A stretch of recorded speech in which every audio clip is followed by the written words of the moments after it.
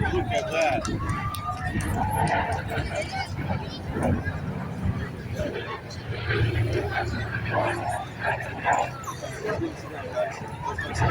Listen to that. And the B25.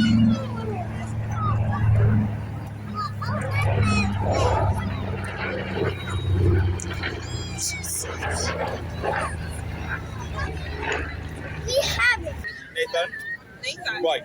You do that one more time. Nathan, come here now.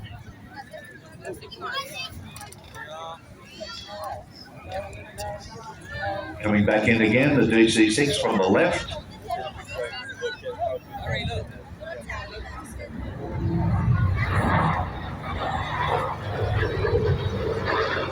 Absolutely elegant aircraft.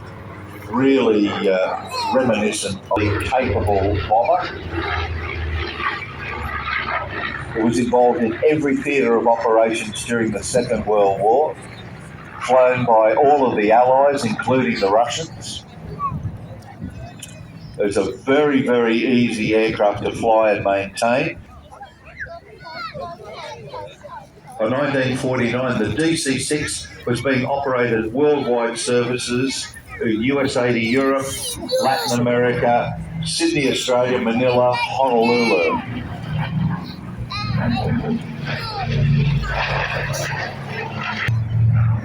B-25 can carry up to 3,000 pounds of bombs.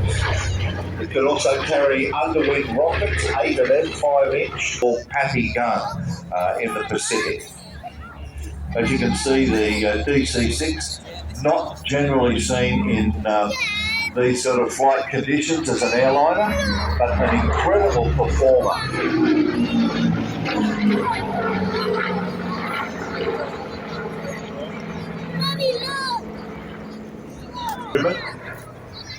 And fitted with 25 seats, it was a bit more luxury, together with 12 beds. Another was used by President John F. Kennedy as Air Force One until it was replaced by the Boeing VC-137, the military version of the 707.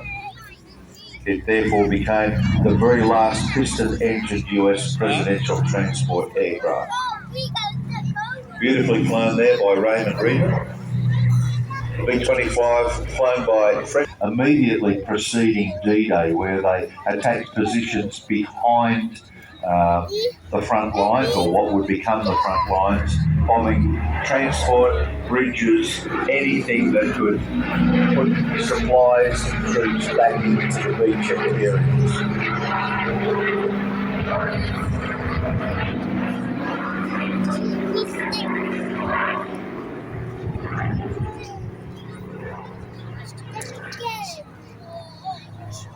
You can see the B-25 over the tops of the trees to your right.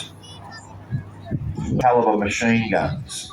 Now, the modified ones that were used as gunships with what was called the solid nose could carry quite a number of machine guns in that bulked up nose, rather than the bomb anger's position. Again, the DC-6 coming in. That's an absolutely beautiful paint scheme there, so simple and so elegant. So the restoration of this DC-6 took 3 years and thousands of man-hours to complete. It was transferred over to the American register that it has today. They are really a beautifully performing aircraft. You can see the tail turret position between the twin tails there. And I can tell you, when you a shorter nose with a 75mm cannon, hand loaded by one of the crew members on automatic food.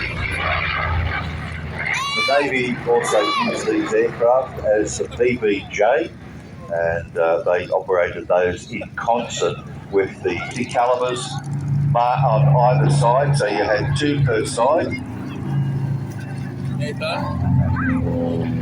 And that, together with the top turret, could bring 1450 caliber machine guns to bear on a strafing pass.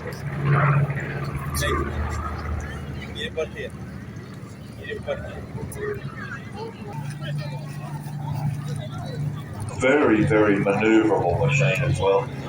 Could almost handle like a fighter. So in the 1970s, this particular aircraft was purchased by a firefighting team to use for fire practice on an airfield in America. Thankfully, it never actually was used, and it was discovered by the Flying Balls team, who did another complete restoration on the aircraft, which took a number of many hours again. And after that completion, it took a long flight from America over to Europe to its new home in Austria. They are an incredible aircraft. It was said that you could always tell a pilot from a co-pilot from which year in which he was deaf, because they are very noisy. Normally they've got individual exhaust stacks, but in the later models they had a combination of the individual and the collector ring. You can see on this it's got the collector ring. They were used not only, as you said, for airport firefighting practice, but they were used large numbers for borate bombing, for firebombing. And the particular aircraft that we flew across the Pacific had been modified as a borate bomber, and we remodified the aircraft and used that big borate tank and filled up the entire bomb boat as a fuel tank. So what's it like taking a long flight across the sea? Very long, and there is a lot of blue out there, I can assure you of that. That's definitely something you take for granted nowadays, flying on a large airline, but an aircraft that's old, it's another undertaking.